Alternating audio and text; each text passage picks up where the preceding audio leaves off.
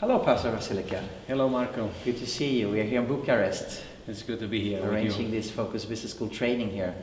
We're enjoying it. The first time we met was in January 2016. And you come from the southern part, southeast part of Romania, is that correct? I grew up in the north part of Romania, but 20 years ago God called me as a missionary in the least evangelized part of Romania, in Constanța County. Okay, and you have started how many churches there? I oversee now 12 churches that in our daughter of our mother church. And when you came to the Focus Business School training in January 2016, can you tell me about what impressed you and what has happened since? Well, after Focus Business School, we were able to see a new spirit being born in the area because every time people thought we are poor, we need help from abroad, we need help from other countries, but they didn't think of how they can use the opportunities God gave us in the country. So there was a change in the mentality. It started with me as a pastor. I saw the need of having such a school in Romania, and we now try to train the young people, train the young generation to see that there is much blessing and opportunity if they start to work with their hands into our country. I have friends who started businesses, and there's people in my own church who now are starting and working in new projects for business, which is something we've never had in our entire history as a church. In 12 churches that I am the pastor, the lead pastor for, I was the only one person running a business before. So it was very challenging. People didn't think they can do that. They didn't think it's possible for them. And now to have already 3 people getting ready to launch their businesses in these little churches, this is already a big step forward. Wow. And we're looking forward to even greater things. Fantastic. And you even told me that you ordained a person for their business 2 weeks ago in the church. Yes, there was a lady in our church she was a nice lady. She loved the Lord. She was passionate about the Lord and the gospel, but she was so sure that she cannot do much. She cannot do nothing, rather. So she was always complaining, very disappointed, a very difficult person to manage because she didn't have any confidence in herself. So I would have bet you that there is no chance that she would be the first one to start a business. So then a few months ago, she started to talk to me more often about her dream to start a second-hand store in the town. I helped her make some connections with some people who bring second-hand clothes to Romania and sell it.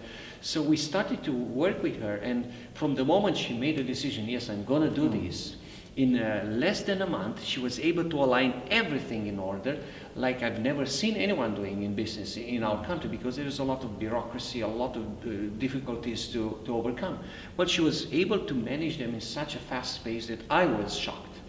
I saw another personality hidden behind those troubles and worries. Actually, she was a much stronger person. So 2 weeks ago, I surprised her and the entire congregation when I said we will have an ordination service today. So I could see she was listening, very curious what ordination we have, and then I said, Vika, please come forward. She came to the front of the church, and I told the church, now this lady is going to start a business, but this is not how I see it, just a business, just another business in our town. She is there because the kingdom of God has empowered her. She has conquered her fears. Now she has a strong desire to do something of quality for her family and for the town. And she has an non-believer husband who is a very difficult person. And in spite of that, she was now ready to start this. So I told the church we ordain her, we empower her as a church to go into the community and live for God. It's not a business, it's a kingdom business, which is a different thing. So I think that the church saw that we mean something different when we talk about doing business. It's not about getting rich, but it's about the kingdom of God. Yes. Well, that's a great story. You also told me there was another person, he was a pastor, I think, who came to our training in January 2016, and he just came for, I don't know what reason, but he had no idea that he would ever start a business. But actually after the training, he has started a business and running it. Can you tell me shortly about that? We were 5 of us that came from Constanța to Iași for the very first training in Romania. And I invited these other pastors with me because I thought they have the same burden as I was carrying, people leaving the country, lack of businesses, lack of jobs for people, and so on. So they came with me, they joined for the training, and in a short time, there was an opportunity for one of these pastors to start a business because he had an inheritance that he didn't expect it before. It was through a tragic situation, but nevertheless, he got those money in hand. And God opened, his mind now was different. He had a different perspective on finances. And he immediately took that opportunity and he started a business and he is now growing it. And it is something that is going to really make a difference. This person has a very generous heart. And he was sharing with me just a few days ago, saying, I went to Yash thinking that I'll train other people in my community to start business and I'll just motivate them. And now I find myself in the position also to be a business person and to run my own company.